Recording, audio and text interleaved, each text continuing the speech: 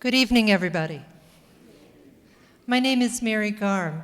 On behalf of the Lackawanna County Library System, I am very pleased to welcome you to the 2007 Library Lecture Series. The series is made possible by funding from the Lackawanna County Office of Education and Culture and by our partnership with the Scranton Cultural Center and the Everhart Museum. We are grateful to the Lackawanna County Commissioners for their support of the Library Lecture Series. We invite you to join us after the program this evening for autographs and refreshments in the ballroom. Our guest tonight is known as Mr. Excitement.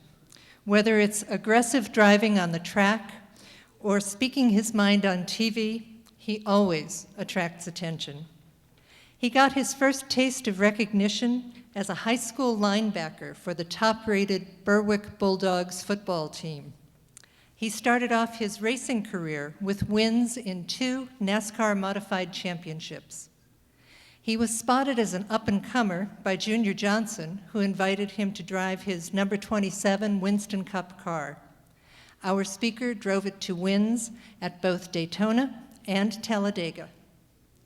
His successful racing career also found him driving for Travis Carter, Chip Ganassi Racing, and Jim Smith's Ultra Motorsports organization.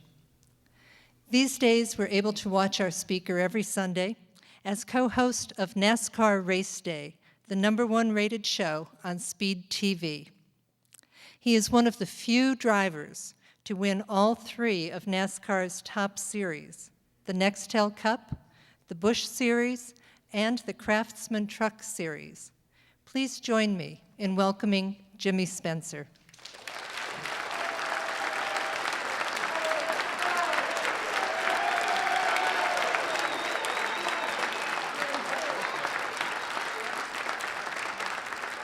Hey, man. All right. Get this thing a little closer. I probably don't really need it, but that's the truth. Well, I want to appreciate everybody for coming out, and very proud to be from Pennsylvania. And, Pocono's not far away. We've got less than about a month and a change to, darn right, Pennsylvania 500. Yeah, him and Carl Edwards had some fun last year, if you remember. But, yeah, the neat thing about being in NASCAR and racing is that you get to visit a lot of cities, from San Francisco, Texas, even as far south as Miami, Homestead, which is even further than Miami. But I still love Pennsylvania and coal country. It's awesome. But being born and raised here in PA, along with 6 brothers and sisters, so there were 7 total. My mom and dad, mostly my mom had her hands full every day. But it was a neat deal being raised with that many brothers and sisters, because you could always fight with one another, and you always knew that you had another one that you could be friends with. So when there's only 2, like my wife and I only have 2, when they fight, they really don't have nobody to complain to but mom or dad.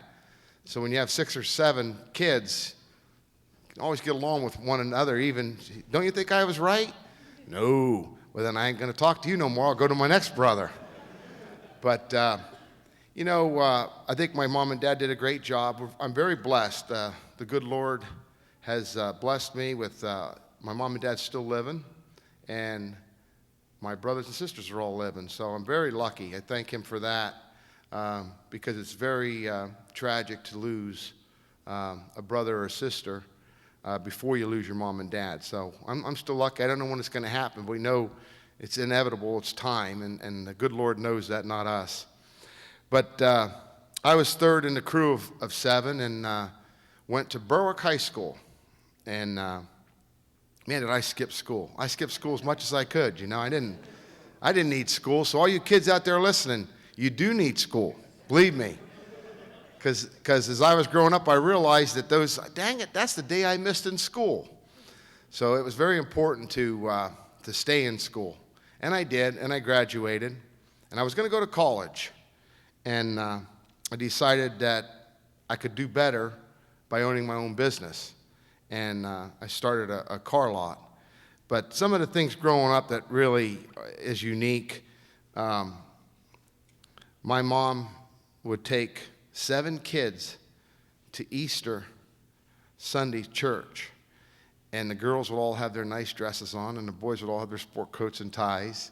And it was really cool. Those are memories I really remember about my childhood growing up, was my mom, how hard she worked to get us kids all organized, get to church and get back for Easter.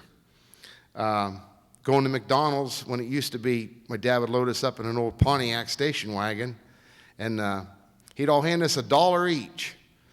And you could get a meal for $1 back then, but now you can't anymore at McDonald's. So times have changed, but it was always fun. Then going to St. Suey, to the little park.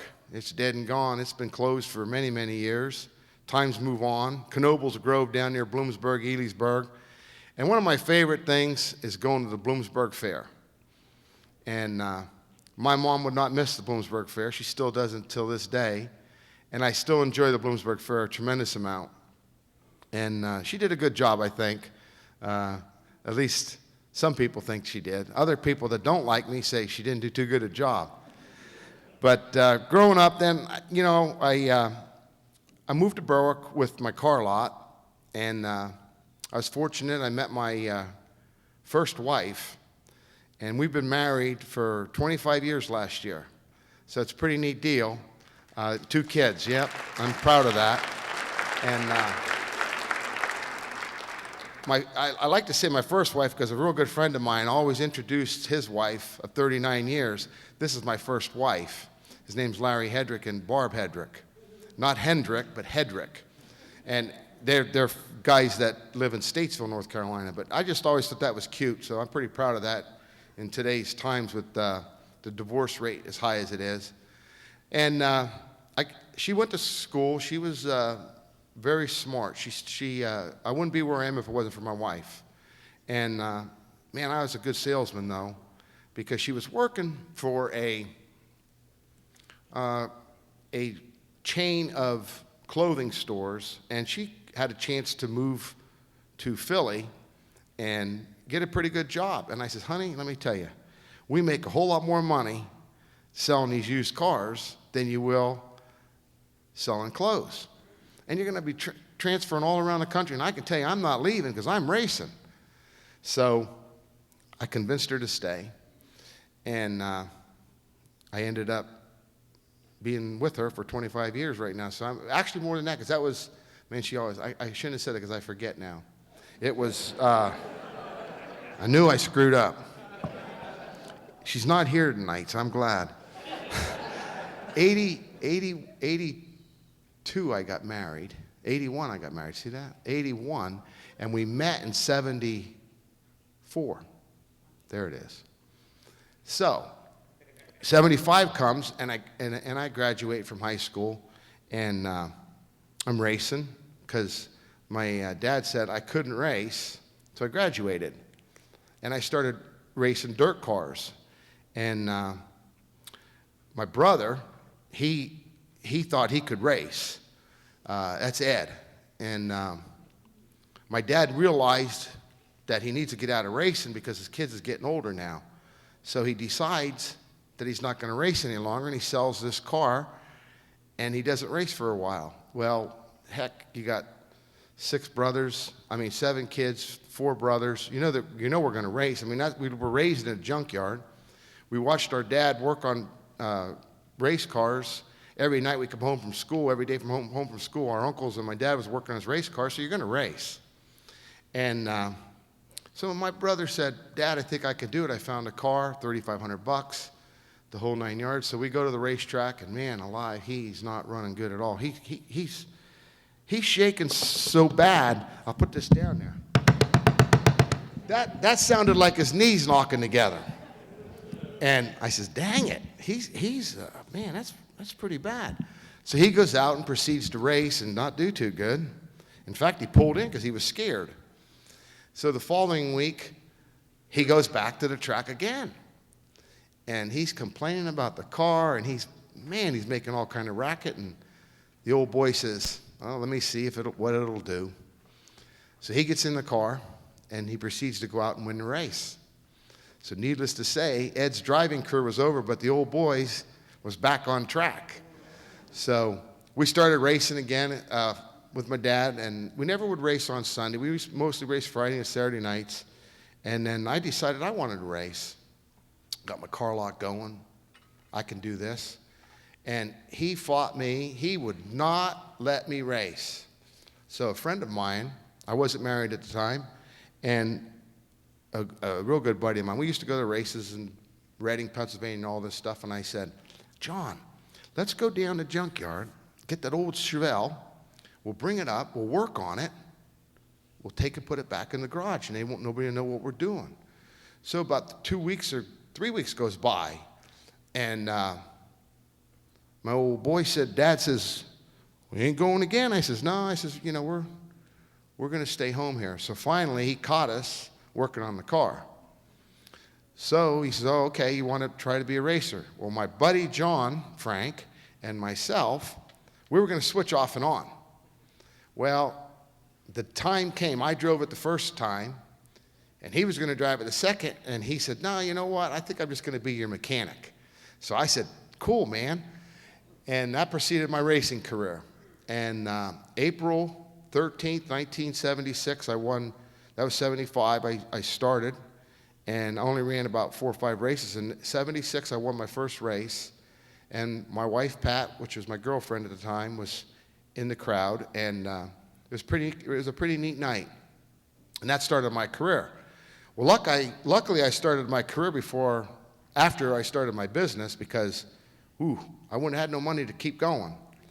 But times progressed, and it was a pretty neat deal, and really hurt for money a lot. 2 or 3 years went by. I was racing dirt cars, and actually 2 years, and decided I didn't want to keep doing it. I was tired of. I watched my dad win all these races, and I said, man, there's better things in life than to race every Saturday night. So I'm gonna expand my horizon. I'm gonna look at this NASCAR deal. And NASCAR, I went by Scranton, Interstate 81 every Saturday night to Owego, New York, up through Binghamton, hang a left on 17, go over to Owego, and run a NASCAR modified. And from there, we were very fortunate. We won a lot of races, and we're doing really, really good. And decided in about 1981 or 82, that I could really do this. And at the end of the year, car lot had faltered. The racing was pretty good. And my wife's pressuring me, my girlfriend's pressuring me to get married, and I was broke. No money left. So I said, okay. I sent my sister and my wife, Pat, on a cruise. And I decided to stay home, and I was going to sell a bunch of cars to make up the deficit. The problem was I didn't have no money. So I went to the bank, and I said to Artie Brobst, I said, man, I need some money. And he says, well, you're all tapped out. I says, really? I said, well, the partnership that we have, I need some money. And he says, excuse me? I said, yeah. He says, you and me are partners in this business. And he says, no, we're not. He says, you owe me a lot of money. I says, yeah, but I said, if you loan me $10,000 more, I says, I'll pay you back in less than 6 weeks. And he gave me the money. And I did. I paid him back in less than 2 weeks. So I was back on my feet again and racing. And my wife got home, my girlfriend at the time, and I had already ordered the new race car. So she says, how are you going to pay for that thing? I says, I sold 11 cars last week. I put the money all away. It's only $8,500 or something. Where are you going to get the motor at? I'll figure something out. So luckily, my dad said, you're pretty damn good. I believe you can make it. So he bought me a motor, him and my mom. So it was like $8,000 for a new Hutter motor and $8,000 and $9,000 for the car. And we went on and we won the first night out with the car. And then we went on and won Thompson, 300, Pocono, and man, that was it. Now people started noticing. And I was fortunate. I won the championship in '86 and '7, and decided I was moving south because I was going to pursue a NASCAR career. Met a lot of great people along the way. Bobby McElrath, my father-in-law, John Perry. In fact, his father invented the Perry turnstile. When you go through a state fair, that thing P-E-R-E-Y, he's the guy that invented that. His father invented it, which would be Pat's great-grandfather. And it was a pretty neat deal. And I says, you know what? I'm going to pursue this. Pat says, well, wait a minute. Now, you said we were going to get married. So we did. 1982, after I bought the car, we did get married. And definitely wouldn't have made it racing without her. And as we progressed, we started to have to go to New York, Rhode Island, Maine, all these racetracks, and had a lot of success. And met along a guy by the name of Frank Cece, and he's owned a bunch of stores in New York, and he asked me to race for him, and let's try to win the championship. And we did. It was Cece Quick Stop Beverages. And we didn't have the money to finance the whole deal, so with Frank and our family putting the money up, we did. And we proceeded to win the championship, and I said, now at the end of this year, I'm going south, I'm racing a Busch car. So as about June or July comes, Frank says, no, we're not moving south yet. Let's race one more year to prove to everybody we can do this, and then I will go south with you, and we'll race in the Busch Series. And we were very fortunate, so we did. And back-to-back championships, went down to, it wasn't Mooresville, it's really funny. It's sort of like, it's really not Mackinac, Glen Lyon, you know that area down there? Like sort of, where are you from? I'm from Dewshore. No, I'm from Dunmore. Or you get confused. Well, everywhere in the country is the same. It's these little towns with about 10,000 people, which is the best place to live anyway. And we went down there, and James was born, our son, 86, in April of '86. And Katrina was born in May of '88. I'm sorry, that was messed up. Whew, man, I'm glad my wife isn't here. Jimmy was born in May, and Katrina was born in April. There you go. And 2 years apart. And in 1988, I lived down there for about 4 or 5 months because Pat was bound and determined to have Dr. Meldrum deliver the both kids. He did a fantastic job, and they're a raving success. Proud of both kids. My wife done a heck of a job. I didn't have a whole lot involved in that, so I was always racing. That's one thing I regret about life, being away from home so much. And then I was very fortunate. We were racing in the Busch Series in the South, and it was sort of new, this touring series. It wasn't where you had to drive like we were racing 70 races a year. It was down to 28 races every weekend, and most of them were within 2 to 3 hours from Charlotte, so it wasn't that bad a deal. And we finished 6th in the points the first year, Rookie of the Year deal, and didn't win, though. We should have won, but I think I was a little too aggressive. I got a lot of black flags, and yeah, a lot of them. And I realized that, man, I made a lot of mistakes. But anyway, I said, I'll change that next year. So '89 comes along, and I'm racing with my buddy Al, and we win it in early season in April in Hickory. We win at Myrtle Beach. We win in Orange County. And I'm sitting there, and there's only 2 guys in the shop and myself, and the phone rings. And I said, daggone, I said, get that phone, Al. He says, no, you go get the phone. And I went in to get it. And it rang about 6, 7 times. And the guy on the other end goes, damn it, when are you going to pick the phone up? No, what took you so long to pick the phone up? And I says, man, I was underneath the car. You know, I have a routine I got to do. He said, this is Buddy Baker, and I want you to drive my cup car. I said, yeah, and I'm the President of the United States. Boom, and I hung the phone up. So I went back to work, working on my car. I said, I wonder if that was Buddy or not. So one thing leads to another, and about, I don't know, 10 minutes later, Al says, "Who was that?" I said, "I don't know, some prankster." He says, "Who was it?" I says, "It was Buddy Baker. He says he wanted me to drive his car." Al says, "Hey, it might be happening because they just got rid of Greg Sachs." I says, "You serious?" He says, "Oh, yeah, I heard they fired him this morning." I says, "Really?" He says, "Yeah."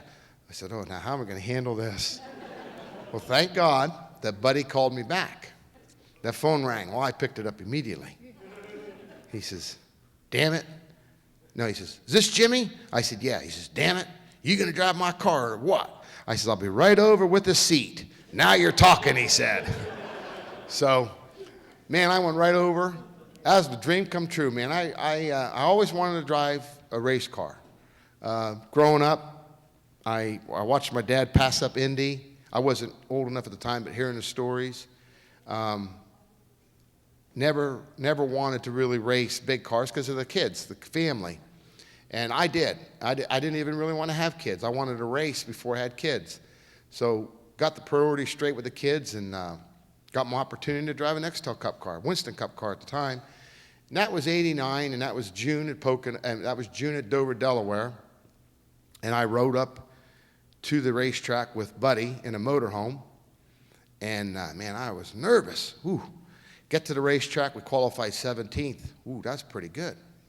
I says, "Man, that's neat. This is pretty easy." So I'm sitting in the car, the race starts. And man, I drive that thing up to 9th place. Now, Buddy had a pretty good race team. And I'm running along there in 9th place, and the caution comes out. Okay. And I look, and I went, "Ooh, it's only 40-some laps completed." So they said, "Pit, put 4 tires, fuel, how's the car?" I says, "Man, the damn thing's good. Leave it alone." Okay. Go back out on the racetrack. Another caution comes out about 20, 30 laps later. "Stay out, stay out." So I do. And the third caution comes out on lap like 105, 110. And I'm driving my heart out. I'm sweating. I realize there ain't no damn way I could make 500 miles. Well, I'm going to drive through this thing. And the restart comes. We're still running in the top 10. Racing Neil Bonnet, Darrell Waltrip, Dale Petty, Richard Petty was in the race. It was pretty cool, man. I was pretty excited. And the motor blew up. Thank you, God. Thank you, dear Lord. So I key to Mike. Buddy says, "Man, you're doing a fine job." I says, "Buddy, this thing just sucked a valve or something. She blowed up." "What?" I said, "Yeah." I said, "She's missing." He said, "Well, pull her down. We'll check it out." And here, something happened to the rocker arms, and by the time they fixed it, it was 40 laps or whatever, and Baker says, "Hell with it. Let's just park this thing. I'm pretty upset." So he does. Go to the truck, we change. He says, "You know what? I think you got to ride." He says, "I got to get approved by Crisco." And he did, and I finished the season out. Actually, Joe Ruttman ran at the next race. I ran Pocono. I finished my first time Pocono. I finished 10th, I think. And we had a lot of top 10s. We never did win. But boy, I learned as a young guy, racing against Darrell Waltrip. And I loved Bristol. My first time ever at Bristol, I took a guy by the name of Herb Nabb over there, 1988.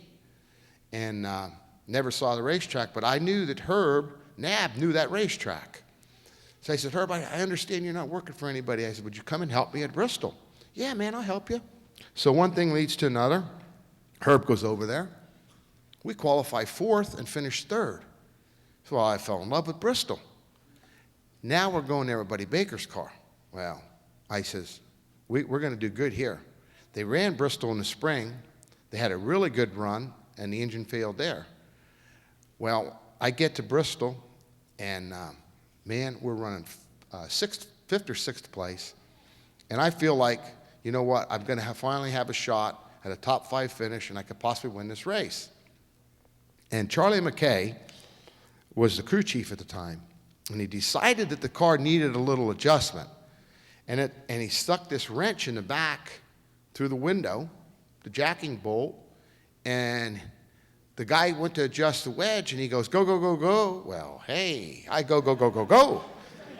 And the wrench is still sticking in the car. I lose a lap. So I said, Baker comes on the radio, and he says, I think you can make that lap up. I says, well, I think I can too, buddy. He says, okay, just be careful here with Darrell now. Darrell was leading the race in the Western Auto car. He's going to snooker you and all this stuff. I says, I'm ready for him. And I was ready. Man, I must have beat him by 10 car lengths. Next lap, post 88. Baker says, I told you, don't let that happen. And they ended up losing another lap. Well, I did make one of those back up. We ended up finishing 7th. But I feel like I really messed up there. Well, then the next thing you know, I get the opportunity. Crisco P&G leaves Buddy Baker, and I got to drive the Heinz car. And that was a bad deal because that guy was putting the money in his pocket, not in the race team. And then I got my opportunity to drive for Travis Carter and Banquet Frozen Foods. Met a lot of great people up there, ConAgra, Tom Studer. Met a really good friend. His dad just died, actually, Bristol weekend. I did a lot of things for him, Steve Smith and Jack. Jack was his dad. And I was very fortunate to meet a lot of great people. And got the opportunity to drive for Travis. Man, did we blow up. I mean, we just, we had a lot of engine failures. They don't have the engine failures today that they had. And I think it's just technology and the way the sport's changed. The crews are faster. We used to make an 18, 19-second pit stop. Now they're into 13 seconds. The lap times are faster. The aerodynamics are better. The cars are faster. They're safer. There's a lot of things. Dale Earnhardt, got to meet him in the Busch days. And actually, my shop from Dale's was only 3 miles. So I became really good friends with Dale. He helped me a tremendous amount. Good friends with his dad, Dale Sr., and had a lot of good times with him. Neil Bonnet. Lost a lot of guys through the years. It's just part of life, though, and now I'd love to be back in a Cup car. I'm not, because I could, but there's not a competitive ride out there. There's some cars out there that want you to start and park, and I've been very fortunate. I won in the Truck Series, won in the Cup Series, won in the Busch Series, and one of my memorable races in the Busch Series was against Mark Martin at Charlotte. We ended up beating him. We blew up 2 years in a row, and Mark won both races, and I decided that I owned the team at the time, my wife and I, and Zippa was on our car, and Zippa says, you know what, we're only going to do 12 races. So we did the spring race, and the motor blew up. And I says, damn it. I says, park that car over there. I'm going to bring that car back to Charlotte. We're going to win Charlotte. So we went to Texas. The motor blew up again. So I had 2 of those fellas' motors, and I told him, I personally took him to his shop, and I said, I'll explain something to you. I don't care what you give me back for them. I don't want them. They cost me 2 races.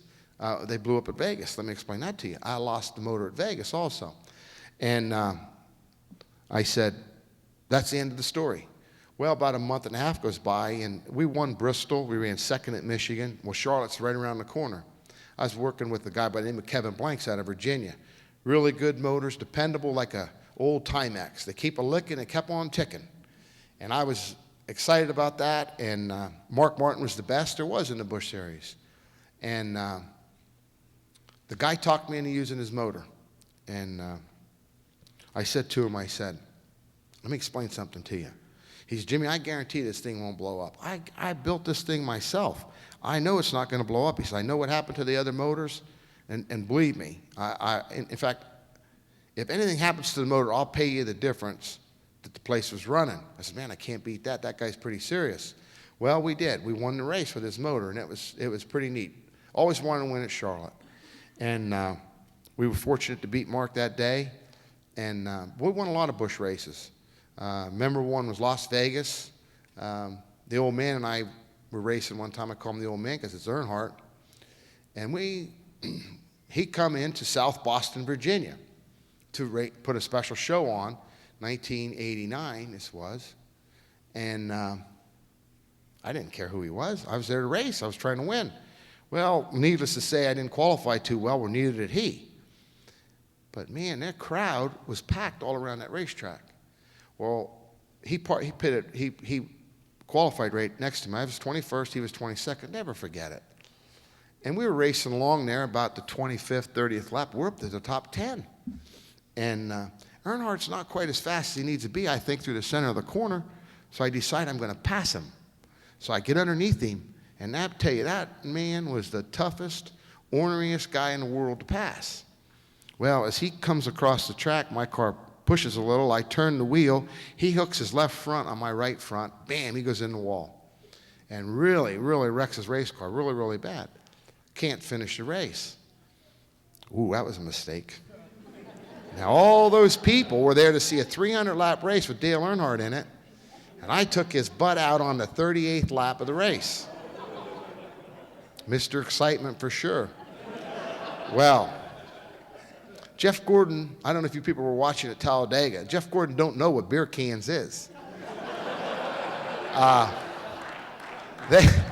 They threw some stuff at me, and I can't even tell you guys what it was. I mean, it was terrible. And I never realized I was number one to that many fans, because I saw more hands giving me the number one sign than I ever could imagine. And I was egging them on. I was going, yeah. And then I realized that was like, hey, up yours, you know, and I was like, ooh. So now I go on and finish the race. Earnhardt's gone. And there's 2 state troopers waiting by the car when I pull into the truck. And I went, ooh, what's this for? They said, Jimmy, we're here to protect you. What? They said, you don't understand these guys here in Virginia. They will kick your butt. I says, for what? They said, well, I said, oh, yeah, that's right. Me and Earnhardt got together. They said, yeah, and these people are waiting. So, true story, I said, what do we do now? And they said, get in the back seat of this police car. We'll meet your truck 3 or 4 miles down the road. I said, okay, that sounds good. So I get in the back seat, I lay down, the truck goes, and this is no lie. They're throwing crap at that truck, and dented my clothes. I was really upset. And the state troopers are blowing the siren, you know, blah, blah, blah. And we get down the road 3 or 4 miles. I said, man, thanks, guys. I really appreciate it. And I go on. So I said, man, I got to get to the bottom of this. So I go to the shop Monday morning when old man Earnhardt's there. Now his Metropolis is gigantic, but he had this little old barn in the back. And so I go in there. I says, where's Earnhardt at?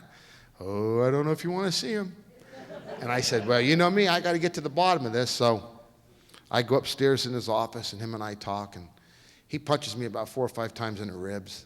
How's that feel? And he's punching me pretty hard, and I says, damn it, quit it. I said, that hurts. He says, look at this, and he pops his shirt, and he's got like 4 broken, don't you tell anybody.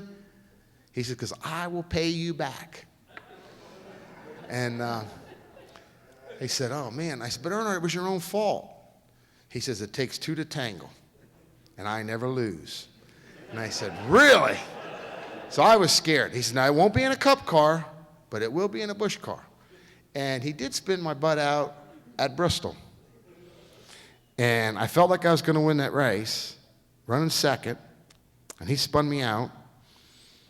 And Robert Black called him, and he said, post the 3 car. Well, hell, Earnhardt was already in the garage, parked, because he knew what he'd done was wrong. So now the media, there's only like 8 or 10 laps to go, and I believe Davey Allison won the race. I ended up, there's only like 6 or 7 cars on the lead lap, and I was racing for the points, so I finished. One thing leads to another on that one, and Earnhardt's rig and my rig's parked side by side. And he says, what'd I tell you? Now the media's all over it, and he says, now it's all how you handle this. And I says, oh man, that's great. So we take 2 bottles of soda, cans of soda, we pop them, we're drinking, having fun, laughing at each other. And the media just, they didn't know what to make out of it. But that was a pretty neat night. But Earnhardt was really a neat guy and really good friends with Neil Bonnet. And Neil Bonnet was an avid hunter and fisherman just like Earnhardt. So Earnhardt says, man, you got to hear this story, Spencer. He said, you know, I've got 140 acres. I have it all fenced in. And the deer and the, you know, he has owls, deers. Man, he's got everything on this farm. And they can't get out. And he's got about 9, 10 deer at the time. And he rides around. I was riding around with him one day, and he was showing me, it's a beautiful place. He's got a beautiful pond, and he's got like 5,000 catfish in the pond. He likes catfish for some reason. And Neil Bonnet and him were getting ready to go to Rockingham. And on Thursday, Neil decided he was going to come in early and he's going to do a little fishing, go up to Earnhardt's. So he stayed at Earnhardt's. And it's about 2 o'clock in the afternoon, and Neil's casting the fish. Boom, he's catching them, throwing them back, having a good time. About that time, he hears, and wow. It was chilly. It was in the spring. He looks behind him, and there's a big buck. Well, here he's got the doe scent on. He's got the big old coat that he hunted with, Earnhardt hunted with, and, you know, oh. So, yeah. And he realizes it's probably about a quarter of a mile to the barn. He says, you know, I've never encountered a deer before like this. I think I can handle them. So, oh, to hear Earnhardt, I'll never forget Earnhardt telling that story. So Neil said, I'm messing with the tree, and this buck is not leaving. He is refusing. So he takes the coat off. He throws the coat over there. The buck goes over, smells the coat. So Neil starts walking up through to the barn, and the buck tracks him down. So he says, I get a hold of that buck's antlers. And he said, I turn that head 360 degrees. I mean, he says, and that buck will not flip off of his feet. So he says, man, I don't know what to do now. So he just trying his worst way to get the buck to leave him. Well, the buck decided he had enough, and he turned Neil up, man, really slammed him down, hurt his shoulder the whole 9 yards. Then the buck knew he won. Neil just sort of played dead, and he left. All right. So he goes up to Earnhardt's place. Earnhardt, let me have a rifle. What? He says, yeah. He says, you know, that damn buck, he went on and told him, and Earnhardt said, okay. So, wait a minute, Earnhardt said, what are you going to do? Man, he said, I just had my ass kicked by a buck. That ain't going to happen. He said, I'm going to shoot it, kill it, dead. He says, you mean to tell me that little old 120-pound buck kicked your butt? He says, yeah, and don't you tell anybody about this. So Earnhardt gives him the gun. They go look for him, shoot it, kill it. Cool. So now Neil and Earnhardt are riding to the track, and he says, Earnhardt, don't you tell anybody about what happened. You know, he says, I got some stories on you. Earnhardt says, I won't tell a soul. Well, needless to say, he went to the Woods brothers first, Bud Moore second, Les Richter, Dick Beatty, everybody at 7 o'clock in the morning, 6:30 I think it was when the gates opened. So Earnhardt's sitting up in the holler having a coffee, and here comes Neil, about 8:30. Earnhardt, I told you not to tell anybody. He said, I didn't say nothing. That wasn't me. And Neil said, it was only you and me that knew the story. And Earnhardt says, I swear on the deer's life, I didn't tell anybody.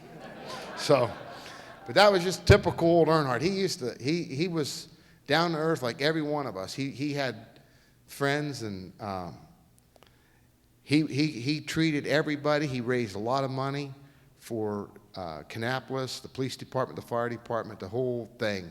And we lost him. We lost Mickey Mantle. We lost, you know, somebody that can't be replaced. He was special, and he was an icon. There was no question about that. And he helped me a lot in my career. He helped me get my ride with Bobby Allison. And then I got my ride with Junior Johnson, was fortunate to win, and the Target car, and Jim Smith, and got my shot on TV. And it was pretty neat. I met with Rick Miner. I was sort of at the tail end of my career in Cup because you know, I was 48 years old or whatever, and these young guys are coming along. I still thought I could do it. I still think I can. I know I can, but you have to have the right car. Sponsors all want young marketing people. Don't blame them one bit. If I was hiring somebody, I sure would hire a 48-year-old man. I would hire a 28-year-old guy. Now they're hiring 18-year-old guys. But it's like anything else. I decided that, well, I guess I'll cut back. And I drove for a guy by the name of Don Arnold, and I had a good relationship with him, and we qualified a bunch, and got a phone call from Speed Channel. Rick Miner called me. Hey, and this guy's got the most dirty mouth you've ever met in your life. From New York, very smart TV guy, and he likes to cuss a lot. And he said a few choice words to me on the phone, and I went down to meet him. I said, you know, I think I'm going to like you. And one thing led to another, and he says, now let me tell you one GD thing. Don't you change anything that you do. When you come on this TV show, you tell it the way it is. If you see it that way, you tell it that way. I'm hiring you for that reason. And John Roberts, that's fantastic. He is as good an anchor. He is as good a leader as you can ask for in any business. And Kenny Wallace, what can I say? God, I love him. And he was working for Speed at the time, and he got the phone call that they're going to put Jimmy Spencer on the show with him. And he says, now, wait a while. I love Jimmy Spencer, but I don't know if I can get along with him. He was pretty tough on the racetrack. Him and I, well, we really never did have any problems on the racetrack. Maybe it'll work. Miner says, I'm telling you right now, it'll work. So we met, and it worked. And Kenny, same thing. His dad raced, and you all know Rusty, how good he was. He won the championship, and for Roger Penske. And Kenny's married with 3 daughters. It's a really neat guy. John Roberts is married with 2 boys. It's a neat gig, so to speak. I know a lot of people get mad. A lot of people get happy. A lot of people don't like Jeff Gordon. A lot of people don't like Kyle Busch. A lot of people don't like Tony Stewart. I try to play it straight down the line. If the umpire calls a strike, in his opinion, it was a strike. There's nothing we can do about it. Well, I look at it that way. If I call a guy out, I know he's going to tell me I was wrong. But in my opinion, that's the way I saw it. So the mail comes in, the Speed all the time, and it's like 60, 70% in my favor. Next week, it's 60, 70% against me. And my bosses go, keep it up. That's perfect. So I love it. And we are number 1 on Speed, and yeah. So it's been cool. You know, the one thing, now I don't like to talk about this, but I did get an offer from ESPN. And I met with those people, and I told Jack Obringer at the time, I said, you know, I met with a lot of owners too. I met with Larry McClure and a lot of car owners, and I turned them down, and it was a mistake. I said, I probably should have went. You know, I stayed with Bobby Allison, toughest man I ever met in my life. And the reason why I say that about Bobby Allison, he lost both of his sons, got divorced from his wife Judy. They got back together, just had lunch with him about 2 weeks ago. And I love Bobby Allison for the true American that he is and the true gentleman that he is. And he believes in the Lord, and he's a heck of a great guy. And it's a pleasure that I got to drive for him. Junior Johnson, I've had a great career driving for some great people and meeting some great people. But the funny thing about turning down ESPN was that I really liked where I was at. I really liked Kenny and John Roberts. And something that happens in life when you're getting interviewed for a job, something happens that there's a little tidbit, and I see it in racing. When I owned our race team, I saw kids leaving me. And I said to him, I said, hang on a minute, bud. I said, didn't I give you off for your wife and your anniversary? Didn't I give you the day off for your birthday? When you needed to move the luggage, your furniture, I let you have the truck and trailer, things like that. I says, make sure that you remember those things in life. Make sure that you remember when people help you out. Because it says, once the door closes, you're not going to get back here to work for me. And I'm a very tough guy when it comes to saying that if you turn your back on me, I won't never bring you back in. And I guess that's why I always liked Junior Johnson. I liked, so many things. And Bill France is the main thing of that. You don't turn your back on Bill. You listen to what he has to say, you argue with him, and you get it hashed out. And, I was doing pretty good in racing. I was cocky and like a lot of guys. And the thing that was neat about Bill France was, if you got called in the office, you knew you were in trouble. Well, we were at Louisville, Kentucky one night racing a Busch car, and his son, Brian France, who unfortunately for me is the CEO the president of NASCAR right now, which I get along with him great, but at the time he was in training. And he had his foot up on the bumper of my car that night, and we were standing there talking. He said, "Spencer, how do you pass at this track?" I said, "You got to be aggressive, you got to know how to use the bumper, and you got to stay on top of the wheel." Good analysis, he said. Well, he's up in the tower. I qualified 5th. I get to 2nd. Robert Presley's leading the race. And Robert was a really good short track racer, driving for Alliance Trucking. And I got him. I got his butt clean as a whip. And he comes down and he keeps cutting on me, and him and I are rubbing a little hard. We break off and I go on. About 6, 8 laps later, my car's posted, post to 34. And I went, "What?" He says, "Post to 34. I says, "I can't believe they're black flagging me, leading the race." So I get parked. Brian France parks my butt in the infield. I can't finish the race. Now, I was one hot son of a gun. Well, and he accused me of giving him the #1 sign that the fans gave me at South Boston, Virginia. I didn't. I swear to you I didn't. But I did go, "What are you doing this for?" Well, I go to the Michigan. I fly out of there and I fly to Michigan the next day driving for Buddy Baker. And I get called in an NASCAR hauler. And they wanted to know what happened, Mr. Beatty and Les Richter. And I told them. And I says, "Man, that ain't right. You parking me." "Well, we understand that you gave him the #1, the bird sign." I says, "No, I didn't, blah, blah, blah." "Well, Mr. France wants to meet with you next week at Daytona." Well, that was Wednesday. We had to be in Daytona on Wednesday, July 4th weekend. So I get down there, and I go in this little Unical building, and he's touching my shoulder. Dick Beatty is. Les Richter's touching the other one. I was like, I'm getting a complex. Like, what's the matter? And I didn't know. They said, "You got a chip on that shoulder." I don't see no potato chips on my shoulder. "That's what we're talking about." I said, "Really?" They said, "You're a smart ass." I said, "Really?" I says, "Well, I don't think I was wrong." So I got in a heck of an argument with both of them. And they said, "Well, Mr. France coming to talk to you." I said, "Okay." So he comes down, and I challenged him too. I was not backing down. I didn't care who it was because I felt that I was right in what I did, and I know I was. At least I thought. And I stand there and I start arguing with Mr. France, but I was always smart enough to let him talk, then me talk, and then, get your point across. Sort of like when you went into the principal's office. I said, "Wait a minute, let me finish. I didn't interrupt you." Well, Mr. France never interrupted. Well, after about 15 minutes of this discussion we had, he says, "Imagine this, Spencer, a long corridor." And I went, "What?"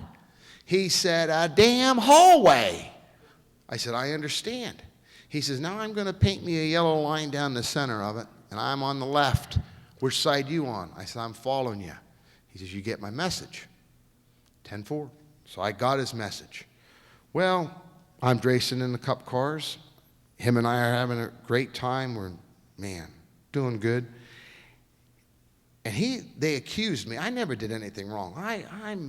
I'm telling you, especially driving a race car. I just never made any mistakes. They accused me of spinning out a guy one time, and I argued with the officials, and I may have said something that I shouldn't have, and I got in trouble for that. Well, a couple weeks goes by, and I did it again. And then a couple weeks goes by, and I get called to the big red truck. And I finally get to the big red truck, and there's about 6 guys in the truck, and Mr. France is sitting there. He says, "Hey, everybody, out." Hey, I get up to leave. He said, "Where in the hell do you think you're going?" I said, "You told us to leave." He says, "These guys, not you. Sit down." So I sit down there, and he looks at me. He says, "We had this talk about a year ago. Remember the Louisville deal, the hallway?" I said, "Yeah, man, I'm still following you." "I don't know if you are," he said. And he went on to tell me some things, and I went to arguing again. he gets a scratch pad out, and he draws a circle, you know, like an egg type thing. And I look at it, and he says, "What's that?" I says, "It looks like a circle." He draws another line on the outside of it. I said, "Man, that looks like a racetrack." Now you get it. And he goes to draw some grandstands. And I said, "That looks like grandstands." And he draws a certain thing that you can't never forget when you're at a racetrack. And it was Stafford Springs, Connecticut. And there's this real long, what they call the pit stop lounge right behind the grandstands, the full length of the front straightaway. And that's where you sort of went and had parties and stuff. And I knew then that that was Stafford Springs, Connecticut, because he put pit stop lounge on it. And I know he had the same talk with Dale Earnhardt, similar, with Childress involved in the meeting, and Earnhardt realized that he needed to stay with Richard Childress, and it worked out. So as this is going through my mind, I said, "Oh, this is the final talk, I think," because I remember old man Earnhardt telling me the same story. So he's drawing all these things, and I said, "Man, Mr. Francis, you're a good artist." He said, "Wise ass, don't speak unless I speak first." And I went, ooh. I thought I was going the right way there, and I didn't. So I realized then to be quiet. So I was quiet. He says, "What do you think that looks like?" I said, "That looks like a neat racetrack." I said, "That looks like Darlington and Rockingham." He says, "No. That's Stafford Springs, Connecticut. You keep effing around with me, and you'll be back there racing." And I went, whoa, not good. I said, "What do you need me to do?" He says, "Well, what I need you to do is respect my officials a little bit more, and when you have any problems, you come in this hauler and you talk to me." I said, 10-4, Mr. France. He says, "And I don't want you in this hauler ever again, me telling you what to do right and wrong." And I never forgot that. And I think that sport's lacking that today. I think the kids today don't have the privilege that Earnhardt had, that Rusty Wallace had, that Ernie Irvin had, that I had to meet with Mr. France and get scolded.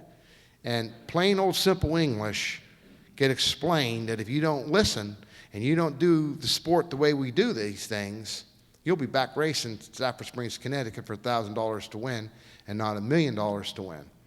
So it was a pretty big difference. But he's not in real great health. But the one thing about NASCAR that I could be proud of to be a member, and they are a strong organization. They do a great job. They're very family oriented. They don't like drugs. Absolutely, positively will not tolerate drugs in the sport, and I think that's good. I think the drivers are role models, especially today. You look at Jeff Gordon, what he's done, Jimmy Johnson, Tony Stewart, Juan Pablos, what a great talent he is. These guys all have to learn a little bit. And yeah, they have tempers, and I think NASCAR doesn't mind their tempers, but it's how they handle it with the media and the press and things like that. But I've been very fortunate. I live in Charlotte. I actually live in Cornelius, North Carolina. My kids graduated. My son's graduated from college, doing radio work and disc jockey work, and Katrina is going to be a chef. So I'm pretty happy about that. She's a heck of a cook, as you could tell by looking at my belly. She experiments on Dad all the time. But, I mean, I can go on all night. Benny Parsons, we get to met Clint Eastwood. I mean, so many people I've met. And it's been a dream come true for me to think that a little guy from Pennsylvania could do what he wanted to do, was race Nextel Cup cars and win. And always had the opportunity. I always wanted to win Pocono. I need to end, but man, I was leading that race, and Bill Elliott blew up, and I ended up finishing 4th or 5th that day, and I'll never forget it. And I hit the wheel first, and NASCAR should have threw a caution. I had a big argument with them that day, but never did have the success at Pocono that I would like to have. That's one thing I regret. I've won at Pocono in the 3/4, but never won on the big track, and that's what I really would have liked to have done, mainly because I was from Pennsylvania and the only driver from PA. But I got some time to ask. So I know every time there's people got questions and they want to ask, and I'll try to be as truthful as I can. If I know the people, I could tell you. I'm sure that you got some questions to ask. Go ahead there, man. If anybody has any questions. Oh, I'm sorry, ma'am. That's okay. That's Raise all your it hand. does. Raise your hand. Jimmy, Rick Hendrick, I know it's not for the money probably, but why does he give other teams his technology, his engines that he's racing against for the, the big picture? He's racing for the big picture, and he's letting them use his engines. It's money. It is money? Yeah, Rick Hendrick started, there's another tough guy, but Bobby Allison still is my hero for a lot of reasons. But Rick, good friends with Rick, very, very intelligent person, very smart businessman. He raced boats, he raced road racing, and, I think he took his business side, the dealerships and stuff, and took them to great strength. In fact, remember the gas crunch in 74 and 75, I think it was? He's the only Chevrolet store to make a profit that year, the only Chevrolet store. And that went a long way with General Motors. So is he going to be Honda or Toyota? I don't think so. But he is the #1 Toyota deal in America. But Rick Hendrick's business sense is to hire the right people and go. He has probably in the neighborhood of 750 people working for him now. He is motor program. You buy the motor program. What you do, you don't buy, you lease his engines for $3.5 million per year. So he is making, I would think, out pretty good. And he's making money at it. Does he take a profit out of the race team? I don't think he does. I think his businesses make enough money, just like Roger Penske, to keep going. And, the technology, the engineering, everybody seems to go to Rick. But I think Rick's theory is that I need to beat you fair and square on the track. But on the other end, it takes money to do that, and that's why I think he leases his motors out for what he does. Very good engines. No, it's the truth, though. It's incredible. Yeah, buddy. What grade you in? 2nd grade. You going to stay till 12th, then go to college? Unless I get drafted to go to Major League Baseball, then. Cool. That's what I want to see you on TV, baby, pitching. All right. And my question is, who was your favorite NASCAR driver growing up as a kid? Oh, my favorite NASCAR driver. I had a lot of them. I really liked Cale Yarborough. I really liked Junior Johnson. Whoever drove Junior Johnson's cars, sort of like the New York Yankees. I like the Yankees. So whoever plays for the Yankees, I liked. And the reason why I liked the Yankees was because a buddy of mine was a big Yankee fan. So I became a Yankee fan because of that.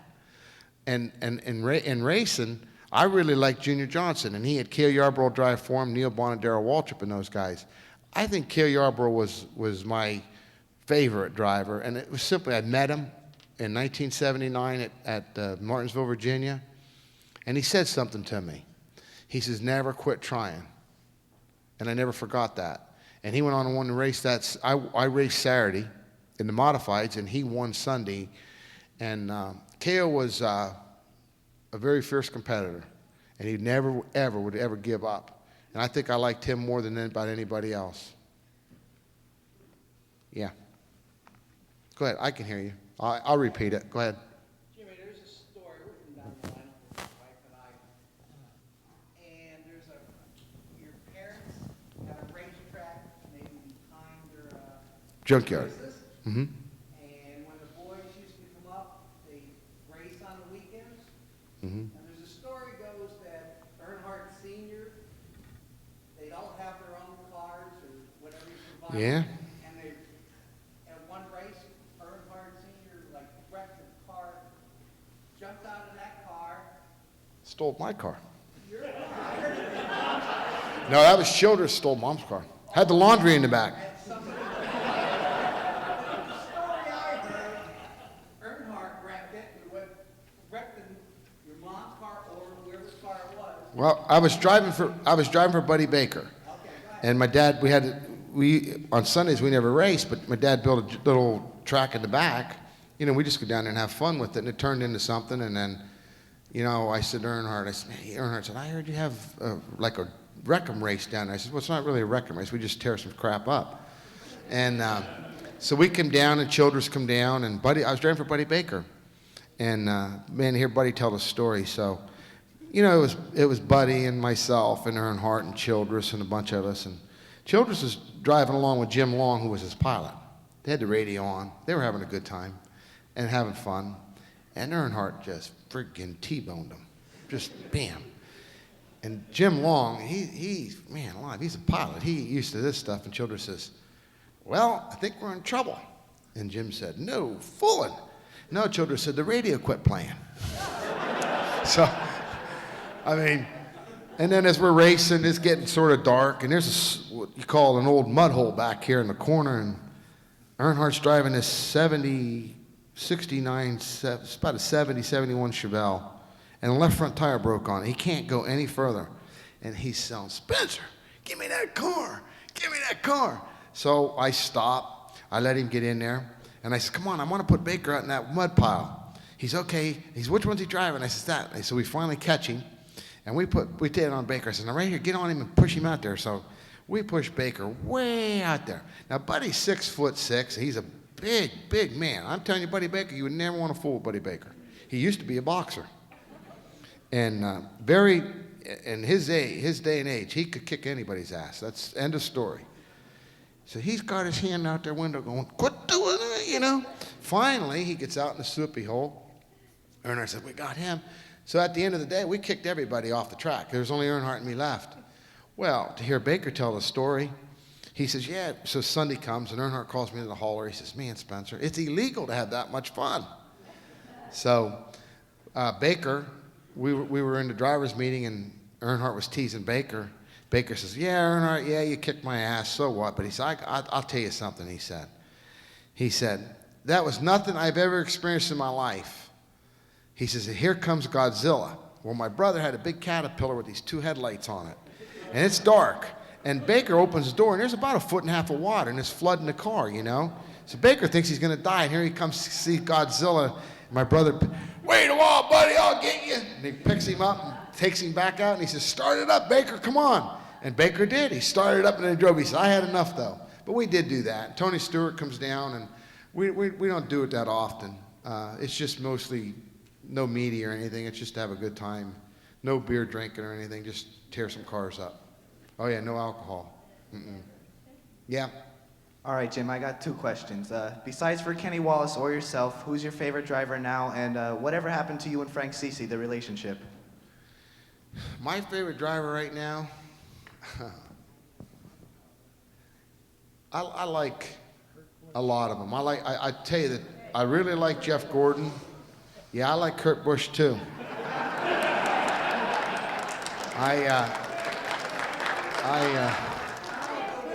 Kyle's all right. Kyle's not too bad a kid. Kurt Busch's problem is he doesn't know to say he's sorry to somebody for something. And it's not just me, but it's about every driver. And I think he doesn't have no respect. Roger Pence's doing a great job with Kurt right now, and he's helping him a lot. You know, Kurt won Bristol last year, and I told him, I said, you know, you're working in the right direction, the way you need to be working, and the way that Bill France taught us to do it. Bill France is not in good health, so he can't do that stuff anymore.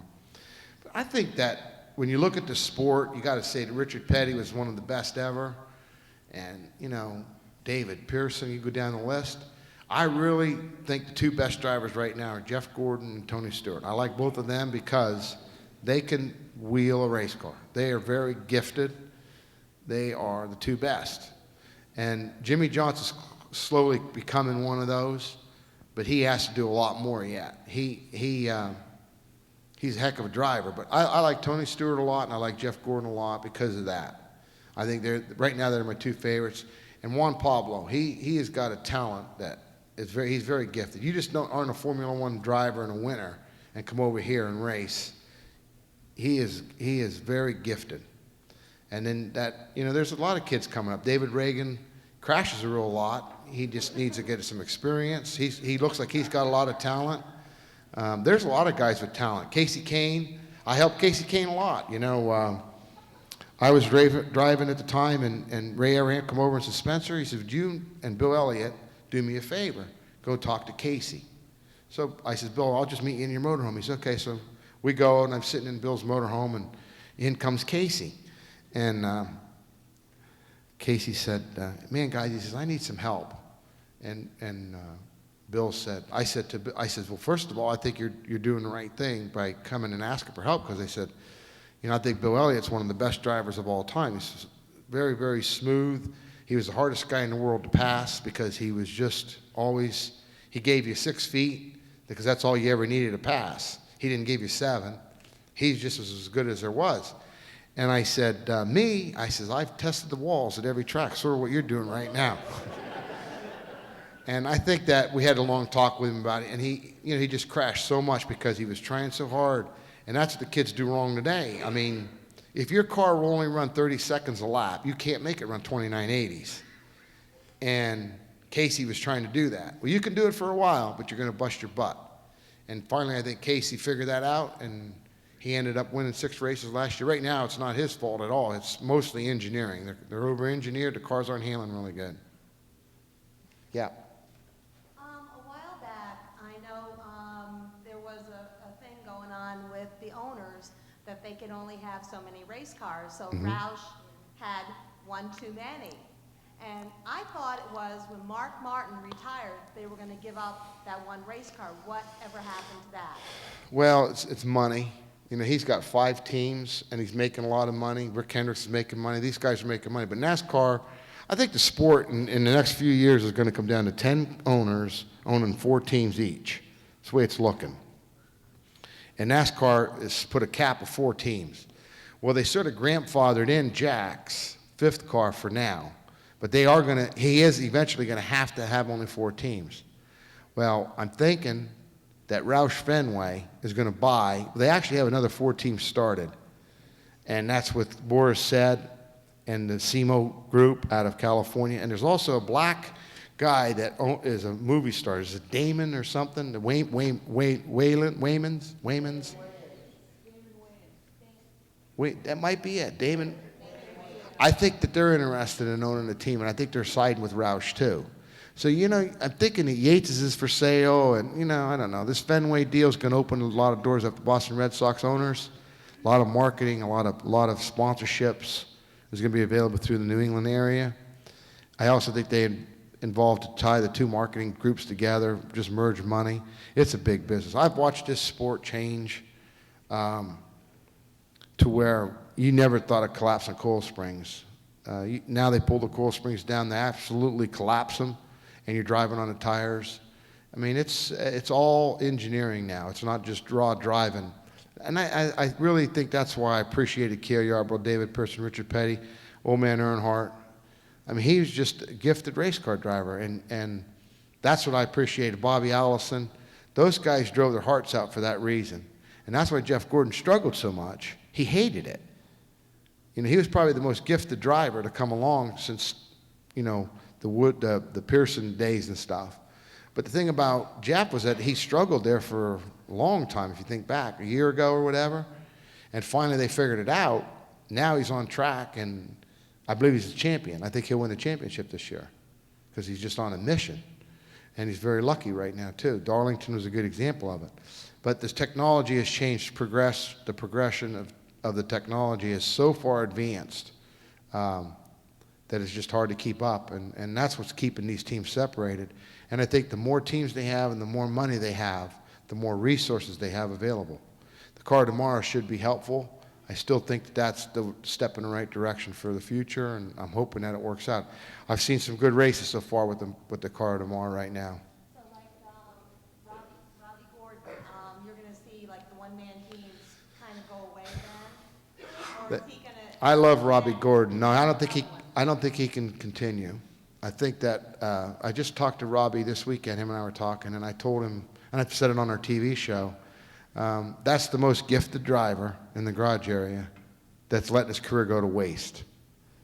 He has got as much talent as Jeff Gordon and Tony Stewart and them, but he doesn't stay focused on what he has to do. Opposite of Tony Stewart and Jeff Gordon. He's worried about his off-road racing. He's worried about this. He's worried about how to keep the sponsors happy. Now, he hired a guy by the name of Gene Need. That should be helpful for him. And he's very type, his personality And his attitude is, I can do it. I can do it my way, the way Alan Quickie did it. But I think the technology and stuff is going on. But yet Ford stepped up to the plate because Ford needs to get more teams. So for Robbie's sake, Ford being on board has been helpful for him because Ford can't survive on just Roush. And then with Richard Childress and Teresa Earnhardt hooking up an engine program, that was a big step in the right direction too. You know, and DEI is not going to go away. Junior's going to go to drive for somebody, but DEI will survive. John Menard, who owns Menard Home Center up there in the Midwest, his kid's a very talented driver, and so is Martin Truex. So I think the sport's got a lot of great young talent, and I think DEI's got two good drivers right there, and they're probably going to drive for him next year. And they were trying to get Greg Biffle, but I think Valvoline's going to Greg Biffle, and he's going to stay with Roush. Yeah, man. I just wondered, did Wally Dallenbach ever thank you for when you got out of your car and swatted away all those killer bees? Killer Bees was in that car at Dover. Yeah, I know. Did he ever thank you? He did. After he realized, you know, I was trying to help him get the window net down, and he wouldn't let the window net come down, you know, that he didn't realize there was bees in the car. That was 10 grand too, by the way. It's expensive. I just didn't want him to get hurt. Yes, ma'am. Sprint cars is the best way to go? No. Sprint cars? No, to get to NASCAR, because Tony Stewart did, and Gordon did, and years. Oh, I think that it teaches car control. I think it teaches ability to drive an ill-handling race car. When I say ill-handling, a sprint car, you know, it's got way more horsepower. It doesn't stop really well, especially if it doesn't have a wing on it. So, you know, like Tony Stewart and those guys mostly did their racing without wings on them. So did Ryan Newman. But I think that any type of race car will get you where you need to be. I just don't think you need to get bad habits. Steve Kinser's a good example of that. He's done it so long that he's got bad habits that Jeff Gordon and Tony Stewart and Ryan Newman didn't pick up. So I think that is you got to watch. You don't want to stay in that more than 3 or 4 years. I think you need to move on. But yeah, I think anything racing is very helpful. Yep. Which track do you believe presents the most challenges, and do you think there are performance issues connected to the unleaded gas? Well, I think the performance issues, you mean in the unleaded gas, first of all. The unleaded gas, I think there was a big problem with it because it wasn't, the lead was taken out and it wasn't cooling the valve. The lead was cooling the valve, and the valves were seizing up in the guides. They have come up and gave them more clearance, and now it's okay. So unleaded fuel was the way to go. I don't think they lost a lot of horsepower, but the biggest thing they were doing was the lead was like a lubricant for the valves. And you know, I think every driver will say a track is more difficult. Some tracks are more difficult than others. I think Pocono is a really tough racetrack. I think that because the track's got 3 different corners, you can't get your car right in all 3 corners. I think a lot of guys don't like Texas. New Hampshire, there's some tough racetracks. Darlington, not a lot of room to race. I think the majority of them, not with the media involved, would say Darlington was probably the worst because of the driver having to stay on top of the wheel and staying focused the whole 367 laps. So I would say Darlington would probably be the toughest track mentally for the drivers. And then Talladega and Daytona, I love them, but a lot of guys don't like to race those racetracks because of the stress level of knowing that you're in a pack of cars running 195 mile an hour all day long. And a lot of guys hate that. So a lot of guys, what I notice watching guys race is I like to say that I want them to know what's going on around them. Do they have to win to make it? No. But they have to know what's going on around them at all times. A good football player knows how to try to read defenses, offenses, whatever it may be. And they could have a losing season. But that kid will get drafted. That kid will go to this college because the scout knows that he saw that linebacker reading certain plays. I think a race car driver is no different. I don't think a race car driver has to win in any series to make it in Cup. But I think that what makes it is when a guy, a veteran driver, says that kid knows what the heck's going on around him. He's aware of everything that's happening. That's what I think is important. And that's the thing that Juan Pablo has, which he's got a lot of experience. But if you look at the Bush brothers, the one thing the Bush brothers had, they had an ability to realize what was going on around them all the time. That's what Casey Kane got. There's a lot of these guys that got that. And I think that's what makes that person a good driver. And I think that's what gives them the ability. And then it's how they run at those racetracks. But I like Darlington, but I think I don't have a bad track. I'm not a fan of the road courses. And the reason why is that you're trying to squeeze 13 eggs into a dozen crate and it don't work. Well, you're trying to go as fast as you can for 350 miles on a racetrack that was only designed to run 80 and you're running 120. So I just think it's very difficult. But yet a guy like Gordon and Stewart master it. And they mastered Talladega and Daytona. So, I mean, they're just so gifted at talent, you got to give them credit for that. Mr. Spencer, I have a lady here who's going to have our last question, but afterwards there's going to be an autograph session and there are some treats in the ballroom. So if you have any other questions, you could ask Mr. Spencer then. Sure. Here's the last question. Thank you. Hi, Jimmy. Hello? With 50-plus teams showing up every week, is it time that NASCAR looks into maybe changing qualifying and, you know, when you have a car that qualifies 20th or 21st going Goes home. it's sad to see.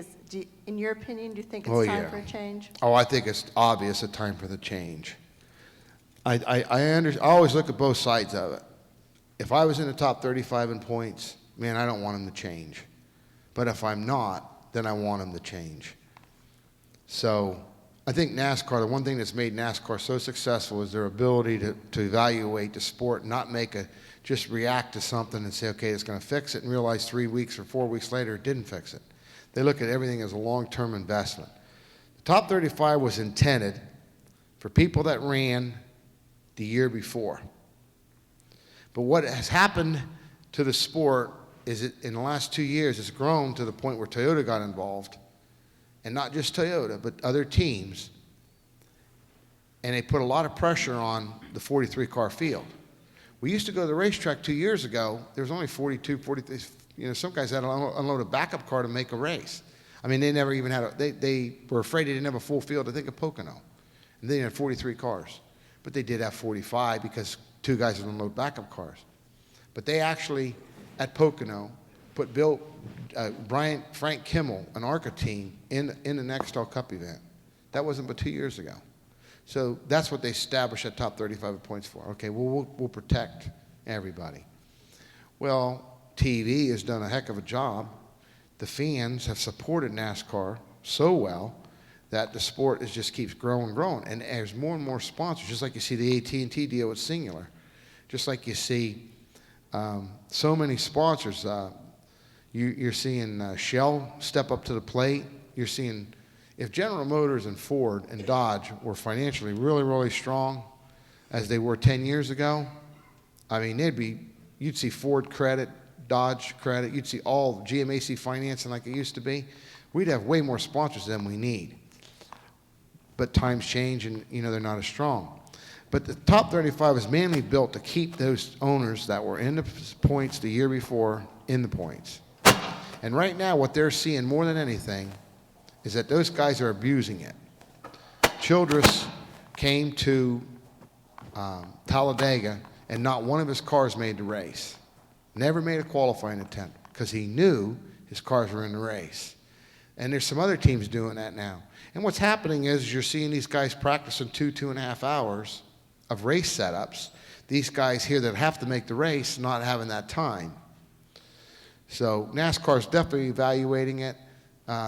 Not good for the sport when you send a guy home that qualified 20th in the race to the house. So I think that you have to have a system that protects the stars of the event. That being Jeff Gordon, Tony Stewart, the Kurt Busch, the guys that the big money teams. because it could happen that if you just said, let's just start the fastest 43 cars, Tiger Woods missed a cut at the PGA Tour. Well, you know what the TV ratings were? They lost money. Well, our sport is no different. If we lose Tony Stewart and Jeff Gordon in one weekend, or say a Kurt Busch and a Casey Kane in one weekend because they didn't make the race, there's a certain amount of TV audience that'll go down. So NASCAR has to protect those guys. So I think they're looking at saying, how do we fix it? They're looking at it. But I think that next year you will see a change in the point system of how they're guaranteed to start cars. But as far as those guys, the Woods brothers are putting Bill Elliott in their car this week simply from the standpoint they can't afford to go home. And when these guys go home, they have to return $200,000-$300,000 back to the sponsor. And their budget kept going, and their budgets are figured. So, you know, and we can't afford to not protect our stars by just saying, all right, the fastest 43 cars go, because there's always a chance that a Jeff Gordon or whoever it may be has an ignition failure, a cut tire, an engine failure, and he goes home from the race. And they can't have that. So they have to figure out how to keep a certain amount of cars coming, but yet have an available field of about 15 cars. I'm thinking they're looking at 30 cars guaranteed to start somehow. I'm hearing that. I'm hearing that maybe they just take the top 12, and then the top 12 just keep going week in and week out, and then we throw provisionals to the guys that were in the top 35 in points. So there are so many scenarios that they have to run a computer check. When they figure out stuff, NASCAR will look over the last 20 years of the sport, and their statistic group will sit there and work weeks on the scenarios that if we didn't change the format, could Jimmy Johnson still win the championship? So they still don't want to have it so lopsided that they get in trouble with so much parity gone. And that, you know, like Chevrolet's winning all the races right now, so they're saying, well, Ford needs help or whatever. I don't think so. I think what needs help is the teams need to get better at what they're doing. I think Toyota teams need to get better at what they're doing. So I think Toyota's picked the wrong teams, and I think that will change next year, and you will see Toyota a lot stronger by getting more organized. The biggest thing happened to Toyota is they implemented a program where everybody worked together, sort of what General Motors and Ford did, and Dodge. Well, them teams aren't working together. And in today's market, when you can't test and you only have 3 hours of practice before qualifying, you cannot come to that racetrack and not have everybody working together as a collective group. So hopefully it'll change. But I'm going to go over here and sign some autographs for you guys. Thanks for having me, and I really appreciate it.